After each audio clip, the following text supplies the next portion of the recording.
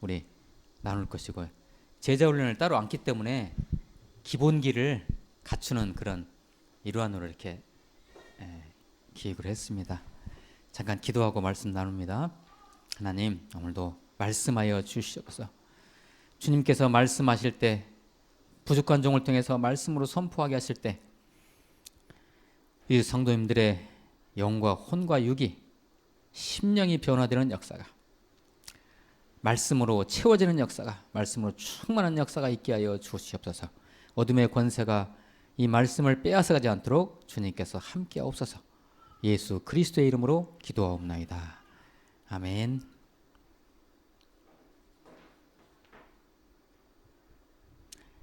자, 제가 이제 불러드리는 이 인물들의 공통점이 무엇인가 한번 여러분 알아맞혀 보세요.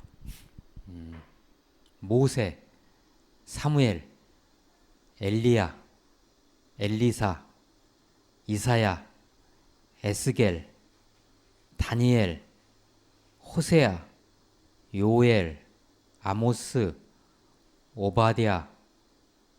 너무나 지루하신가요? 미가, 나훔, 하박국, 스바냐, 학개, 스가랴, 말라기. 좀 생소한 이름도 있나요? 공통점이 뭘까요?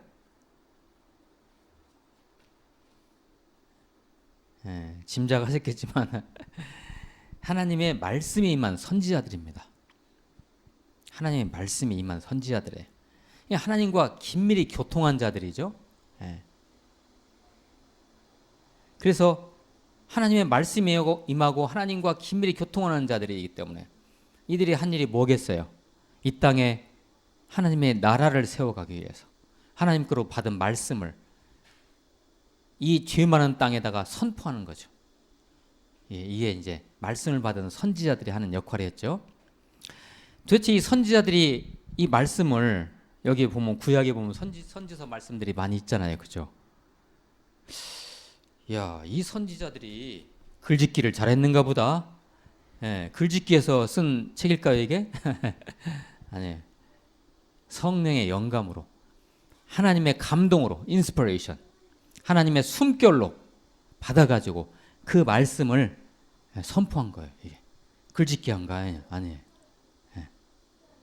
어떻게 보면 성령께서 마치 이분들의 본능 속에 들어가셔가지고 이 선지자들의 감각과 본능 속에 탁 들어가셔가지고 선포하지 않고는 못 견디게 하셨을 거예요.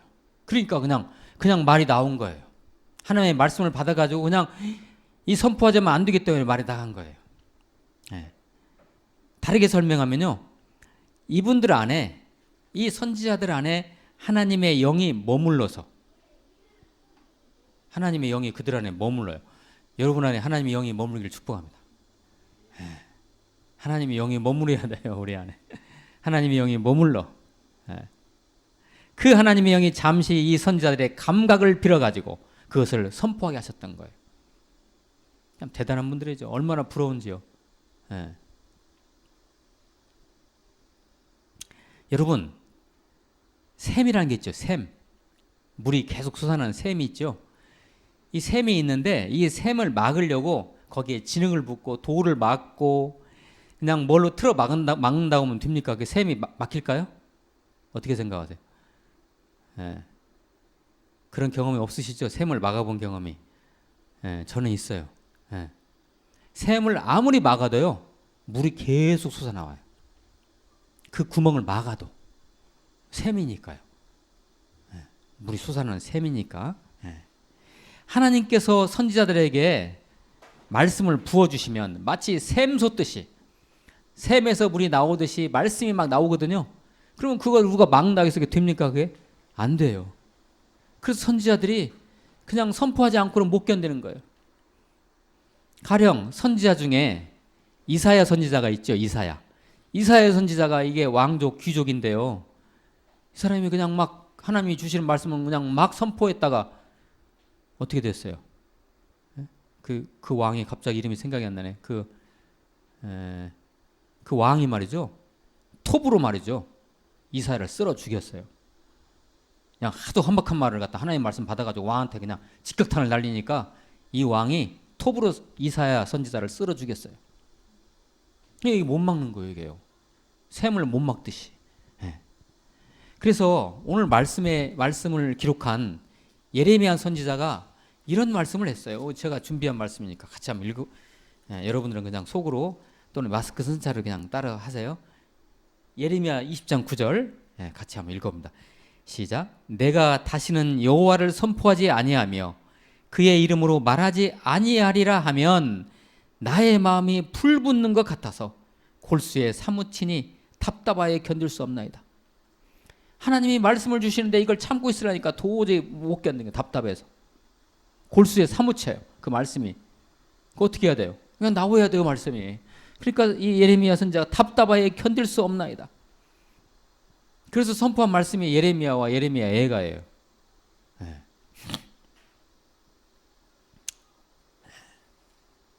저도 가끔 저에게 제가 여러분들을 위해서 도고 기도를 하다 보면, 중보 기도를 하다 보면 이 말씀의 근거에서, 기록된 성경 말씀의 근거에서 여러분 각자에게, 우리 성도님들에게 저를 통해서 말씀을 주세요.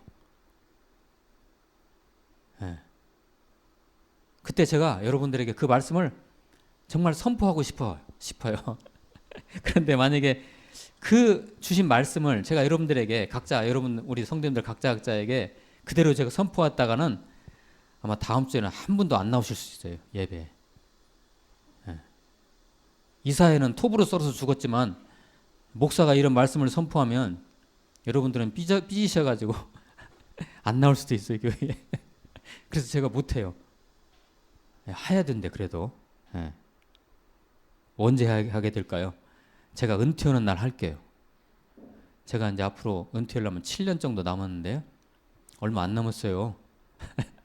7년 때 제가 은퇴할 때 하나님 말씀 주시면 그때 여러분들에게 그냥 선포하고 제가 띡 은퇴할게요, 그때. 네.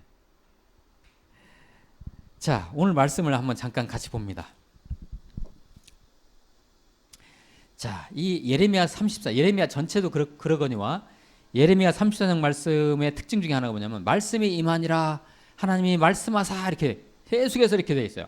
하나님이 말씀을 예레미야에게 주시는 거죠. 네. 저와 여러분에게도 이런 말씀을 하나님께서, 우리 성령께서 순간순간 주시기를 축복합니다. 말씀이 임하는 거예요. 얼마나 이게 영광입니까, 이게. 네? 이 이상 영광이 어디 있어요? 네. 1절 한번 보세요. 예레미야가 아직 시대 뜰에 갇혀 있을 때 여호와의 말씀이 그에게 두 번째로 임하니라. 여호와의 말씀이 임하는 거예요. 여러분, 여호와의 말씀이 예레미야에게 임했다는 건 이게 뭘 의미합니까? 여호와의 임재죠. 하나님의 임재예요. 이 이상의 영광이 어디 있습니까? 잠시만요. 이 예레미야가 정말 애국자였어요. 하나님이 예레미야에게 말씀을 임하셨어요. 예레미야야, 이 말씀을 지금 망해가고 있는 유다 백성들에게 선포하라. 왕들에게 선포하라. 그래서 요시야부터 여호와스, 여호와긴, 시드기야 왕까지 거치면서 이 예레미야가 그 말씀을 선포했어요. 근데 그 말씀이 유다 백성들, 유다 나라에게 결코 긍정적인 것이 아니었어요. 뭐냐? 당신의 나라는 곧 망할 것이다. 우리나라는 곧 망할 것이다. 제발 이집트, 애굽에게 굽신거리지 말고 차라리 바벨론 느부갓네살 왕에게 그냥 굽신거리라. 이게 하나님의 뜻이다. 이렇게 말씀을 선포했거든요, 예레미야가. 그러니까 왕들이 좋아하겠어요? 백성들이 좋아하겠냐요? 그래서 그냥 가둬가지고 막 때리고, 그냥 한때는 그냥 그 토굴 파면 갯벌이 나오는 그 토굴이 있죠. 토굴에다가 가둬버리고, 그 다음에는 이제 여기 지금 현재는 어디에 있습니까? 시위대 뜰에 있어요. 시위대 뜰이라는 것은 이 왕 경호실, 그 경호실 범죄자들을 가두는 그 감옥이 있어요. 이게 시위대 뜰이에요. 여기에 이제 가뒀어요. 근데 가뒀음에도 불구하고 계속해서 하나님의 말씀이 예레미야에게 임하는 거예요. 할렐루야. 막 임하는. 그러니까 어쩔 수 없이 선포하는 거예요. 그렇죠. 2절을 보세요. 어떤 말씀이 선포됐냐면 이렇게: 이를 행하시는 여호와, 그것을 만들며 성취하시는 여호와, 그의 이름을 여호와라 하는 이가 이와 같이 이르시도다. 너는 내게 부르짖으라. 내가 내게 응답하겠고 내가 알지 못하는 크고 은밀한 일을 내게 보이리라. 아멘. 유다가 지금요 망해가고 있잖아요. 어두워요. 나라가 지금 막 새카맣게 되어가고 있는데 이런 소망의 말씀을 예레미야에게 하나님께서 주셨죠. 어떻게 해요? 부르짖으라. 그러면 네가 지금은 안 보이지만 너의 나라에 너의 인생에게 어떤 소망의 은밀한 비밀한 일을 보여줄 것이다 라고 하나님께서 예레미야를 통해서 이렇게 말씀하십니다. 예레미야 33장 3절 말씀 아주 유명한 말씀이죠. 우리나라 성도님들이 가장 좋아하는 말씀이랍니다. 이 말씀이. 너는 내게 부르짖어라. 내가 내게 응답하겠고 내가 알지 못하는 크고 은밀한 일을 내가 보이리라. 할렐루야. 4절입니다. 이스라엘의 하나님 여호와께서 말씀하시니라. 또 말씀하시니라 하죠. 무리가 이 성읍의 가옥과 유다 왕궁을 헐어서 갈대아인의 참호와 칼을 대항하여 싸우려 하였으나 5절입니다. 내가 나의 노여움과 분함으로 그들을 죽이고 그들의 시체로 이 성을 채우게 하였나니 이는 그들의 모든 악행으로 말미암아 나의 얼굴을 가려 이 성을 돌아보지 아니하였습니다. 갈대아인들이라는 것은 바벨론 군사들을 말해요. 바벨론 느부갓네살 군사들 와가지고 싸워요. 그들도 죽을 거 아니에요. 싸우다가 그들이 성에 막 시체들이 있게 하고 막 그렇게 하나님이 말씀하시죠. 6절입니다. 그러나 보라, 너희들이 그렇게 당하고 서로 전쟁을 하고 치열하게 하고 성이 불타고 그럴지라도 그러나 보라, 내가 이 성읍을 치료하며, 예루살렘 성읍을 말하는 거죠. 이 성읍을 치료하며 고쳐 낫게 하고 평안과 진실이 풍성함을 그들에게 나타낼 것이며 회복을 약속하시죠. 은근히. 7절입니다. 내가 유다의 포로와 이스라엘의 포로를 돌아오게 하여 돌아오게 벌써 이 예언의 말씀을 주시죠. 그들을 처음과 같이 세울 것이며 8절입니다. 내가 그들을 내게 범한 그 모든 죄악에서 정하게 하며 그들이 내게 범하며 행한 모든 죄악을 사할 것이라. 9절입니다. 이 성읍이 세계 열방 앞에서 나의 기쁜 이름이 될 것이며 찬송과 영광이 될 것이며 그들은 내가 이 백성에게 베푼 모든 복을 들을 것이요 내가 이 성읍에 베푼 모든 복과 모든 평안으로 말미암아 두려워하며 떨리라. 소망의 약속의 말씀을 유다 백성에게 주죠. 예레미야를 통해서. 여러분들의 인생이 지금 아무것도 안 보일 수도 있어요. 여러분 낭망하지 마세요. 제일 안 좋은 것이 낭망하는 거예요. 우리는 기도할 수 있잖아요. 너는 내게 부르짖으라. 하나님의 은밀한 일을 보인다고 약속하셨지 않습니까? 그러니 낭망하지 마시고 부르짖으세요. 오늘 이 말씀이 우리에게 주는 교훈이에요. 그 외에도 오늘 우리가 본문을 여기까지 삼았는데요. 그 외에도 10절에서 11절 보시면은 여호와께서 이와 같이 말씀하시니라. 어디 말씀을 또 주셨어요. 예레미야에게. 12절 만군의 여호와께서 이와 같이 말씀하시니라. 말씀을 또 주셨어요. 13절 하반절 여호와께서 말씀하시니라. 누구에게 말씀하셔요 지금? 예레미야에게. 14절 여호와의 말씀이니라. 17절 여호와께서 이와 같이 말씀하시니라. 19절 여호와의 말씀이 예레미야에게 임하니라. 20절 여호와께서 이와 같이 말씀하시니라. 23절 여호와의 말씀이 예레미야에게 임하니라. 할렐루야. 25절 여호와께서 이와 같이 말씀하시니라. 어때요? 계속해서 예레미야에게 막 말씀을 주시죠. 그 말씀 받은 예레미야가 계속해서 참질 못하고 견디지 못해가지고 그냥 말씀을 계속 선포해내는 거예요. 지금 이게 하나님 말씀이 이렇게 임하는 거예요. 선지자. 하나님이 당신의 백성을 다스리는 방법 중에 하나가요. 하나님의 종에게 말씀이 임하게 하셔가지고 말씀이 임하게 하셔서 그 말씀을 선포하게 하는 거예요. 이 시대에는 목사들을 통해서 말씀을 선포하게 하죠. 이렇게. 그러니까 여러분들은 제가 이렇게 서서 지금 말씀을 선포하잖아요. 그러면 이것을 목사님 말씀이네 이렇게 생각하면 여러분들은 예배 잘 못 드리고 있는 거예요. 저 종을 통해서 저 목사님을 통해서 하나님이 나에게 말씀하시는구나 이 시간에. 그 말씀으로 내가 받는 거예요. 네. 이게 말씀 받는 우리의 태도인 것이죠. 그래서 하나님이 주의 종에게 선지자에게 말씀을 주셔가지고 그 백성들에게 말씀을 선포하게 하시는데, 그러면 이 시대에는, 이 신약 시대에는 우리 같은 말씀 선포자를 통해서 이 기록된 말씀에 근거해서 말씀을 선포하게 하세요. 네. 말씀을. 그래서 이 시대 목사들이 말씀을 잘 선포해야죠. 엉뚱한 말씀 선포하고 무슨 예화나 들어쌓고 말이죠. 설교 시간에 무슨 자기 얘기나 있었고 말이죠. 이것은요, 아니에요. 하나님의 말씀을 선포해야 돼요. 하나님의 말씀을. 네, 하나님의 말씀을.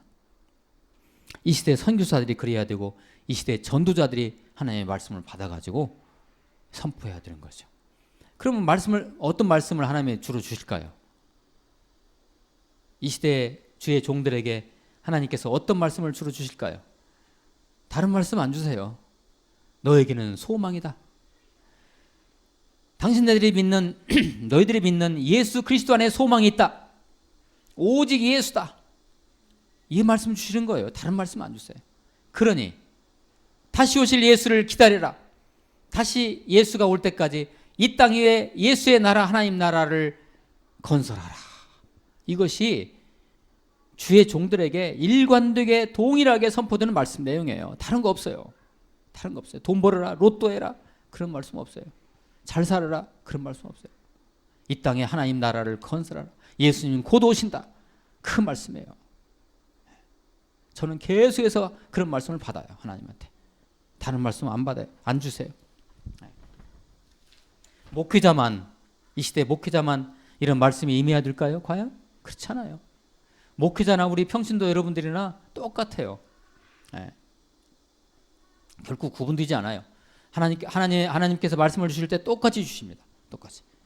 여러분의 귀가 조금 영적 귀팝이 들어있어가지고 잘 안 들릴 뿐이에요. 그것이 들려야 돼요. 네. 만약에 이 말씀이 내 영적인 귀에 들리지 않으면 나는 유기된 사람이에요. 하나님으로부터. 여러분 유기란 말 하죠. 유기. 유기견이 뭐죠? 유기견? 주인으로부터 버림받은 개잖아요. 이 말씀이 나에게 들리지 않으면 나는 하나님으로부터 유기된 사람이에요. 유기. 버려진 사람. 또한 이 시대에 완전하게 완성되게 이렇게 선포된 말씀을 무시하는 자들은 이미 성도가 아니에요. 그리스도인이 아니에요. 성경 말씀이 완성되기 전까지, 이 말씀이 완성되기 전까지는요, 기록된 말씀이 완성되기 전까지는 선지자들은 하나님께서는 새로운 선지자들에게 새로운 말씀을 계속해 주셨어요. 그래서 완성된 책이에요, 이게. 하나님 말씀이. 잠깐 PPT 한번 열어주세요. 여기 잠깐 보세요. 제가 선지자 목록을 잠깐 가져왔어요. 예언자 목록을. 잘 보이시죠? 이렇게 구분해 봤어요. 문서 전 선지자, 기록된 말씀이 없는 선지자, 문서 1기 선지자, 문서 2기 선지자, 문서 3기 선지자, 선약 이후 선지자, 이렇게. 문서 전 선지자. 물론 모세가 기록한 모세 5경이 있죠. 그렇지만 모세, 사무엘, 특히 엘리야, 엘리사, 이게 문서 전 선지자예요. 엘리야, 엘리사. 특별히 엘리야, 엘리사가 뭐 없어요. 그죠? 그 다음에 문서 1기 선지자는 이사야, 호세야, 요엘, 아모스, 미가, 요나. 문서 2기 선지자, 이게 예레미야가 문서 2기 선지자예요. 이제 이때는 문서 1기 선지자는 뭐를 기준으로 정했냐면요, 이 포로, 이스라엘과 유다가 포로로 끌려가기 전, 포로로 끌려가기 전이 이제 문서 1기 선지자. 이 예레미야, 예스겔, 다니엘, 하박국, 오바댜, 스가랴, 나훔, 학개, 이 부분은 유다가 포로로 끌려간 이후, 그때를 이렇게. 3기 선지자가 누구예요? 말라기예요. 말라기. 예. 말라기가 이제 마지막 구약에 나오는 기록된 마지막 선지자예요. 그리고 400년 동안 하나님께서 말씀을 주시지 않았어요. 예. 그리고 이 시대에 신약 이후 선지자가 누구예요? 우리 그리스도인들이에요. 말씀을 주시잖아요. 자, 이 기록된 말씀에 근거해서 우리에게 말씀을 주시잖아요. 우리도 선지자들이에요. 그래서 신약 이후의 시대에 사는 우리들은 이미 완성된 말씀 안에, 이 완성된 말씀에 근거해서 그 말씀을 통해서 우리에게 말씀이 임하는 것입니다. 아시겠죠? 그 귀한 말씀들이 거저 임하시겠습니까? 그죠?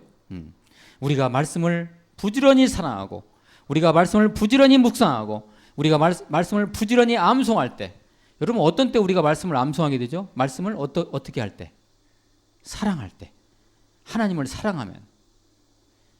여러분의 사랑하는 사람이 여러분에게 무슨 말을 하면 그 말씀이 여기에 꽂히죠. 암송이 되잖아요. 자연스럽게. 그러듯이 우리가 예수님을 사랑하면, 우리 하나님을 사랑하면 그 말씀이 내 안에 기록이 돼요. 이게 암송하는 거예요. 자, 이렇게 할 때 이러한 일련의, 그리고 이러한 모든 말씀을 사랑하고 부지런히 묵상하고 암송하는 것이 우리에게 단련이 되고 훈련이 됐을 때 비로소 우리 안에 진짜 실질적인 말씀이 임하게 되는 거예요. 진짜 말씀이 임해요. 그 말씀대로 그렇게 살아가요. 이러한 삶을 살아간 자들이 바로 진정한 그리스도인들이에요.